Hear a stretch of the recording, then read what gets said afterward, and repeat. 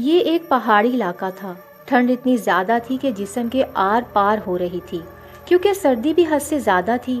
میں گاڑی چلاتے ہوئے ادھر ادھر خوبصورت علاقے کا جائزہ بھی لے رہا تھا۔ میں اس پہاڑی علاقے میں پہلی بار آیا تھا، اس لیے ابھی تک میں قدرتی حسن سے ناآشنا تھا۔ شہر سے میلوں دور یہ پہاڑی علاقہ واقعی ہی بہت خوبصورت تھا۔ میں اپنے ایک دوست کی شادی پہ جا رہا تھا، حالانکہ میرا ایسا کوئی ارادہ نہیں تھا، مگر اس کے بے حد اصرار پہ مجھے مجبوراً فیصلہ کرنا پڑا۔ سڑک بھی سنسان تھی، ہر طرف خاموشی نے قبضہ جما رکھا تھا۔ اچانک بیچ سڑک پہ میری گاڑی بند ہو گئی۔ مجبوراً مجھے گاڑی سے نیچے اترنا ہی پڑا۔ میں کوئی پروفیشنل مکینک تو نہیں تھا، لیکن گاڑی کی چھوٹی موٹی پرابلمز بہرحال میں ٹھیک کر ہی لیتا تھا۔ مگر اس دن عجیب بات ہوئی، گاڑی بھی بظاہر ٹھیک تھی، پھر گاڑی بند ہونے کی وجہ میری سمجھ میں نہ آئی۔ علاقہ بھی اجنبی تھا اور راستے بھی اجنبی تھے۔ میں تو یہاں کسی شے سے واقف بھی نہ تھا۔ اگر کہیں کوئی موٹر ورکشاپ وغیرہ تھا بھی تو وہ میرے علم میں نہ تھا۔ ایسے میں میرے پاس صرف ایک ہی آپشن تھا کہ میں اپنے دوست کو کال کرتا اور اسے اس سارے مسئلے سے آگاہ کرتا۔ لیکن سب سے بڑی عجیب بات تو یہ تھی کہ مجھے خود بھی نہیں پتا تھا کہ میں اس وقت کہاں ہوں اور کس جگہ پر کھڑا ہوں۔ میں بیچ سڑک پہ لمبے درختوں کے پاس کھڑا ہوں، کیونکہ یہ غیر معمولی نشانی نہ تھی۔ ہر طرف ایک جیسے درخت تھے، ایک جیسے پہاڑ تھے۔ ابھی میں اسی کشمکش میں تھا ہی کہ میں نے اپنے پیچھے قدموں کی چاپ سنی۔ میں نے گردن گھما کر پیچھے دیکھا تو دو نوجوان لڑکے میری طرف آ رہے تھے۔ مجھے حیرت ہوئی، کیونکہ ابھی تھوڑی دیر پہلے یہاں انسان تو کیا کسی جانور تک کا کوئی وجود نہ تھا، اور ایسے میں ان دونوں نے آ کر مجھے سلام کیا۔ سلام کا جواب دینے کے بعد انہوں نے گاڑی کا مسئلہ پوچھا تو میں نے بھی بے اختیار انہیں بتا دیا۔ پھر ان میں سے ایک لڑکا گاڑی چیک کرنے لگا، اور حیرت کی بات یہ تھی کہ 2 منٹ میں ہی گاڑی بالکل ٹھیک ہو گئی۔ آپ کا نام کیا ہے بھائی؟ میں گاڑی ڈرائیو کر رہا تھا، وہ دونوں لڑکے پیچھے بیٹھے ہوئے تھے۔ انہیں بھی اس علاقے تک جانا تھا جہاں میں جا رہا تھا۔ انہوں نے مجھ سے لفٹ مانگی تھی۔ اب انہوں نے میری گاڑی کا مسئلہ حل کر دیا تھا، ایسے میں ان کو انکار کرنا انسانیت کے خلاف تھا، اس لیے میں نے ان دونوں کو لفٹ دے دی۔ میرا نام احمد ہے اور اس کا نام آصف۔ انہوں نے خود ہی اپنا تعارف کرایا اور پوچھا کہ آپ اس گاؤں میں لگتا ہے پہلی بار آ رہے ہیں۔ میں نے بھی ہاں میں جواب دیا۔ ایک تو میں انہیں جانتا نہیں تھا، اور دوسرا اس سنسان سڑک پہ وہ دونوں کچھ بھی کر سکتے تھے میرے ساتھ، مجھ پہ حملہ کر کے میری گاڑی بھی چھین سکتے تھے۔ میرے دل میں ایک عجیب سا ڈر پیدا ہو گیا تھا۔ اب کار میں بالکل خاموشی تھی، نہ تو انہوں نے کوئی سوال کیا اور نہ ہی میں نے خود سے کوئی بات شروع کی۔ ایک بار میں نے بیک ویمر سے ان دونوں کو دیکھا۔ دونوں کے چہرے پہ ایک مبہم سی مسکراہٹ تھی، جس کا مطلب میں سمجھ نہ سکا۔ اب گاڑی تقریباً ایک آبادی میں داخل ہو چکی تھی۔ وہاں پہاڑوں کے اوپر پتھروں سے چھوٹے چھوٹے گھر بنے ہوئے تھے، لیکن کوئی انسان دور دور تک مجھے کہیں نظر نہ آیا۔ میں نے سوچا شاید سردی کی وجہ سے اندر چھپے بیٹھے ہوں گے۔ میں نے خود اپنی طرف سے ہی اندازہ لگایا۔ میری گاڑی ایک قبرستان والی سڑک سے گزرنے لگی۔ دور دور تک پھیلا قبرستان اپنے اندر ایک وحشت کا سما لیے ہوئے تھا۔ آپ کو قبرستان سے ڈر لگتا ہے؟ احمد نے کافی وقفے کے بعد ایک سوال کیا۔ نہیں تو، قبرستان سے بھلا ڈرنے کی کیا ضرورت ہے؟ یہ بھی تو ہماری طرح کے انسان ہی ہیں، اور یہ ہمیں کچھ نہیں کہہ سکتے، میں نے سنجیدگی سے جواب دیا۔ نہیں، قبرستان ایک عبرت اور وحشت کا مقام ہے، یہاں ہر انسان کو ڈرنا چاہیے، وہ پر اصرار انداز میں بولا۔ نہیں، مجھے تو کبھی ڈر نہیں لگا، اور نہ ہی کبھی میرے ساتھ کوئی ایسا واقعہ پیش آیا ہے جس کی وجہ سے میں قبرستان سے ڈروں۔ آپ کے ساتھ ایسا کوئی واقعہ نہیں پیش آیا؟ کسی کے ساتھ تو پیش آیا ہوگا نا؟ قبرستان میں خطرناک روحیں ہوتی ہیں۔ وہ اپنی بات پر ڈٹے ہوئے تھے۔ یہ سن کر میں نے ایک بے اختیار کہکا لگایا۔ یہ سب روحیں بھوت وغیرہ فلموں اور ڈراموں میں ہوتی ہیں، اصل زندگی میں ایسا کچھ نہیں ہوتا۔ اچھا، آپ کے ساتھ کبھی کوئی ایسا واقعہ پیش آیا ہو تو مجھے سنائیں۔ میں آپ کو ایک کہانی سناتا ہوں، اس کے بعد آپ پھر کبھی نہیں کہہ سکو گے کہ آپ کو قبرستان سے ڈر نہیں لگتا۔ یہ آج سے 30 سال پہلے کا واقعہ ہے۔ اسی گاؤں میں 2 دوست تھے، ایک کا نام اسد تھا اور دوسرے کا نام فاہد تھا۔ اسد شہر سے اپنے دوست فاہد کے پاس اکثر چھٹیاں گزارنے آیا کرتا تھا، اور اس دن بھی وہ ایک خوبصورت پہاڑی پر ٹہل رہے تھے۔ نیچے قبرستان تھا، بہت بڑا قبرستان۔ اسد، یہ قبرستان بھی عجیب چیز ہے، کل تک یہ لوگ ہماری طرح پیسہ کمانے میں، گاڑیاں خریدنے میں یا بنگلے بنانے میں مصروف تھے، وہی لوگ مرنے کے بعد ڈر کی تصویر بن جاتے ہیں۔ اسد کی نگاہیں بھی نیچے قبرستان کو دیکھ رہی تھیں۔ فہد کی بات سننے کے بعد اس نے بے یقینی سے کہا کہ میں نہیں ڈرتا قبرستان سے۔ تم ایسا اس لیے کہہ رہے ہو کیونکہ تم ابھی تک اس قبرستان کی بھیانک حقیقت سے انجان ہو، فہد نے روانی سے کہا، اور پھر جلد ہی اسے احساس ہو گیا کہ اس نے اسد کے سامنے غلط بات کہہ دی۔ کیسی بھیانک حقیقت؟ اسد نے تجسس سے پوچھا۔ کچھ نہیں، رہنے دو۔ فہد نے ٹالنے کی کوشش کی، لیکن اسد نے کہا کہ نہیں، مجھے بتاؤ کہ کیسی حقیقت؟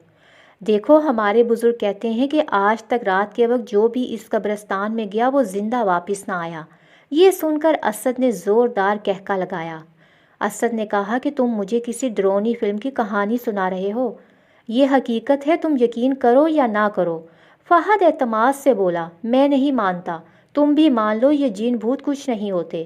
چلو ایسا کرتے ہیں کہ آج رات ہم اس قبرستان میں جا کر دیکھتے ہیں، دودھ کا دودھ اور پانی کا پانی ہو جائے گا۔ فہد کو جس بات کا ڈر تھا وہی ہوا۔ Are you okay? تمہیں پتہ بھی ہے کہ تم کہہ کیا رہے ہو؟ چلو گھر واپس چلتے ہیں، فہد نے گھبراتے ہوئے کہا۔ نہیں، اب تو بالکل نہیں، ابھی تو قبرستان کا بھوت دیکھنا باقی ہے، اسد نے مذاق اڑانے والے انداز میں کہا۔ فہد نے کہا کہ بیوقوف مت بنو، آج تک جو بھی رات کے وقت اس قبرستان میں گیا وہ کبھی واپس لوٹ کر نہیں آیا۔ اسد ضدی تھا، مگر اس کی ضد کے سامنے مجبوراً رات کو اس قبرستان جانے کا فیصلہ کرنا ہی پڑا۔ سورج کو کالی رات نے اپنی لپیٹ میں لے رکھا تھا، ہر طرف لرزا دینے والا اندھیرا تھا۔ وہ دونوں دوست زندگی کے ایک ایسے بھیانک موڑ پہ کھڑے تھے جہاں سے واپس لوٹ جانا مشکل نہیں بلکہ ناممکن تھا۔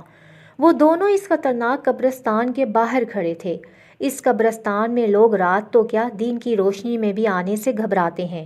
جانے کون سا راز دفن تھا اس قبرستان میں؟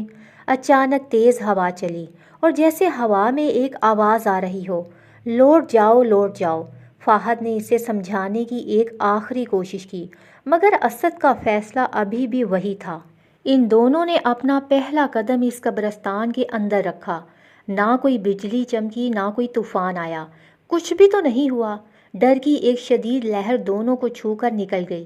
سارا قبرستان سنسان تھا، دور دور تک کسی انسان تو کیا، کسی پرندے کی بھی آواز نہ تھی۔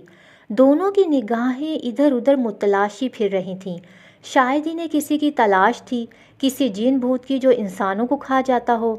رات کے 1 بج رہے تھے، انہیں وہاں ٹھہرے ہوئے 2 گھنٹے سے زیادہ ہو گئے تھے، لیکن انہیں کچھ بھی نہ ملا، نہ کوئی انسان، نہ کوئی جن بھوت، کچھ بھی نہیں۔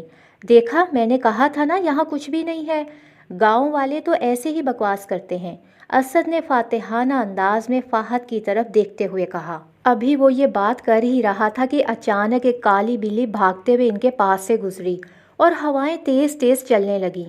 آسمان پر بجلی چمکی جیسے کسی بہت بڑے طوفان کا پتہ دے رہی ہو، جیسے یہاں سب کچھ تباہ ہونے والا ہو۔ پھر اسد کی نظر اچانک سامنے والی قبر پر پڑی۔ قبر سے ایک سفید داڑھی والا انسان جس نے سفید رنگ کے کپڑے پہنے ہوئے تھے نکل رہا تھا۔ یا اللہ، یہ کیا ہے؟ یہ کوئی خواب نہیں، ایک حقیقت تھی، وہ سب سچ تھا۔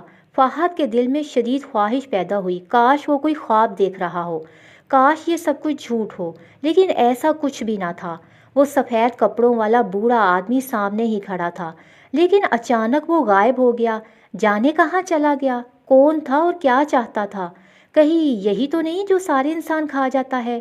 دونوں ڈر کے مارے کانپنے لگے، پسینہ پسینہ ہو گئے تھے۔ وہ کیا دیکھ رہے تھے؟ کیسی دنیا میں پہنچ گئے تھے؟ اسد اور فہد بھاگتے ہوئے اس قبرستان سے باہر جانا چاہتے تھے، لیکن وہ ایسا نہ کر سکے۔ قبرستان کا کوئی دروازہ نہ تھا، جس طرف جاؤ قبریں ہی قبریں۔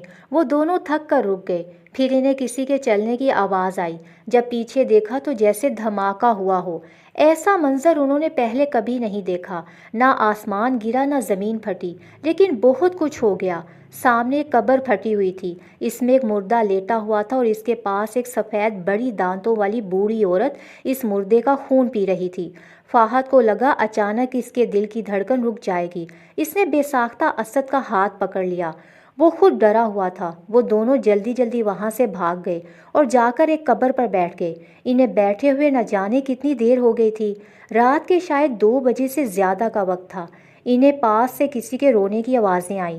دونوں نے گردن گھما کر دیکھا تو سامنے ایک اور بوڑھی عورت ایک قبر پر ماتھا ٹیکے رو رہی تھی۔ اچانک رونے کی آوازیں بڑھنے لگیں تم مجھے کیوں چھوڑ کر چلے گئے؟ کون ہے میرا تیرے بعد اب اس قبرستان میں؟ میں یہاں سے کیسے باہر نکلوں گی؟ بوڑھی عورت روتے ہوئے یہ باتیں کر رہی تھی۔ اس کی باتیں سن کر اسد کو اس سے ہمدردی ہونے لگی۔ شاید وہ بھی ان دونوں کی طرح کوئی مسافر ہو اور یہاں آ کر پھنس گئی ہو۔ کون ہیں آپ اور کیوں رو رہی ہیں؟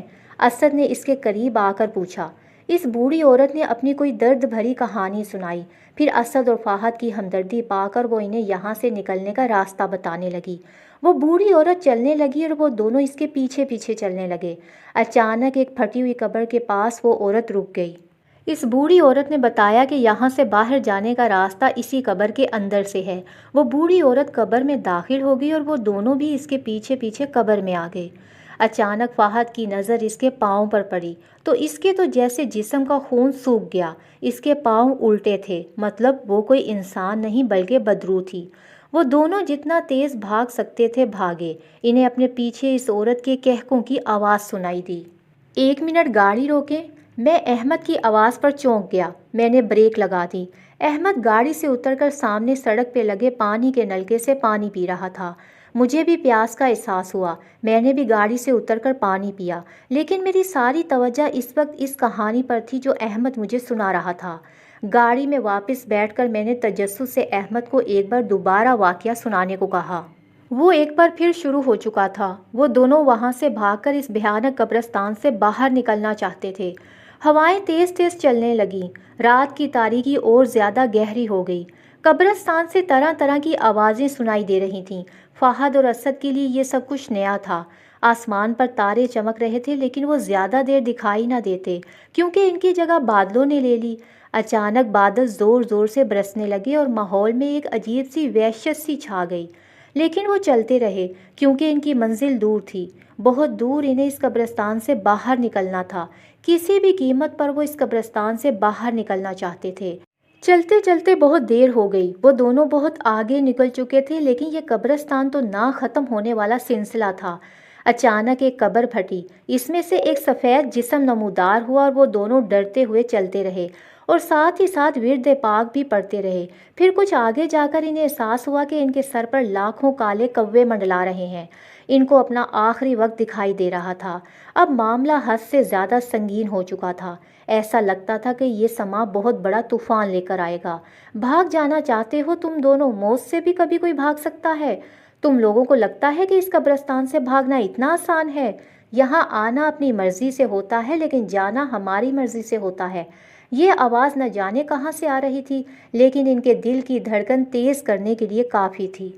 21ویں صدی کے انسانوں، تم لوگ کیا سمجھتے ہو کہ جن بھوت کچھ نہیں ہوتے؟ اگر تم لوگ یہ سمجھتے ہو تو تم سب سے بڑے بے وقوف ہو۔ پھر آوازیں آنا بند ہو گئیں۔ بارش بھی تھم چکی تھی اور ماحول بھی ایک دم خاموش تھا، لیکن اکثر خاموشی اپنے اندر بہت بڑا طوفان لے کر آتی ہے۔ بھاگتے بھاگتے اچانک وہ دونوں رک گئے۔ ہر طرف سفید کفن میں ملبوس بدروحیں کھڑی تھیں۔ وہ روحیں بہت بھیانک تھیں۔ ان کے لمبے لمبے دانت تھے جو منہ سے باہر نکل رہے تھے۔ اچانک ایک بڑے قد والا روح آگے بڑھا ان دونوں کو مارنے کے لیے۔ وہ دونوں پیچھے کی طرف بھاگنا چاہتے تھے مگر پیچھے بھی وہی بدروحیں تھیں۔ ان لوگوں کے لیے نکلنے کا ہر راستہ بند ہو چکا تھا۔ بڑے قد والے بدروح نے آگے بڑھ کر اسد کو اپنے لمبے ہاتھوں سے اٹھا کر ایک قبر میں ڈال دیا۔ اس کے بعد کچھ بدروحیں اسد کا خون پینے لگیں۔ فہد چلاتا رہا مگر انہوں نے اس کی ایک نہ سنی اور تھوڑی ہی دیر میں اسد اپنی جان سے ہاتھ دھو بیٹھا۔ اس کے بعد یہ خوفناک منظر دیکھنا تھا کہ فہد دل کا دورہ پڑنے سے مر گیا۔ وہ دونوں دوست اپنی زندگی کی بازی ہار چکے تھے۔ اگلی صبح گاؤں والوں نے ان دونوں کی لاشیں قبرستان میں دیکھیں اور آج تک کسی کو پتہ نہیں چلا کہ اس بھیانک قبرستان کے اندر ان دونوں کے ساتھ کیا ہوا۔ میں نے بے یقینی کے ساتھ اسے دیکھا اور ایک سوال میرے ذہن میں بجلی کی طرح آیا جو میں نے احمد سے پوچھا۔ وہ دونوں تو مر گئے تھے، پھر جب کسی کو پتہ نہیں چلا کہ قبرستان کے اندر اس اندھیری رات میں کیا ہوا تھا ان دونوں کے ساتھ تو تمہیں کیسے پتہ چلا؟ ان دونوں نے مجموعی قہقہ لگایا۔ میں نے بیک ویومر سے ان کو دیکھا کیونکہ وہ اسد میں ہوں اور وہ فہد یہ ہے۔ وہ دونوں ایک بار پھر قہقہ لگانے لگے۔ میں نے اچانک بریک پر پاؤں رکھا، پھر یکدم کار میں خاموشی چھا گئی۔ میں نے بیک ویومر میں دیکھا، وہ دونوں مجھے نظر نہ آئے۔ تیزی سے گردن گھما کر میں نے پیچھے دیکھا تو وہ سیٹ خالی تھی۔ میرے جسم سے جیسے سارا خون خشک ہو گیا۔ میں حیرت سے منہ کھولے اس خالی سیٹ کو دیکھ رہا تھا۔ میں نے ماتھے کا پسینہ پونچھتے ہوئے بے اختیار سی کیفیت میں ایک بار پھر گاڑی واپس اسی راستے پر موڑ دی جس سے میں ابھی سفر کر کے آیا تھا، لیکن مجھ پہ حیرتوں کے طوفان اس وقت ٹوٹے جب میں نے اس جگہ کو دیکھا جہاں پانی کا نلکا لگا تھا، جہاں ہم نے پانی پیا تھا، پر اب وہاں کوئی نلکا نہیں تھا بلکہ ایک لمبا پیپل کا درخت تھا۔ مجھے اپنا سر گھومتا ہوا محسوس ہوا۔ پھر جب میں اس قبرستان تک پہنچا جہاں دور دور تک قبریں تھیں، پر اب وہاں کوئی قبرستان نہ تھا، وہاں لوگ کھیتوں میں کام کر رہے تھے۔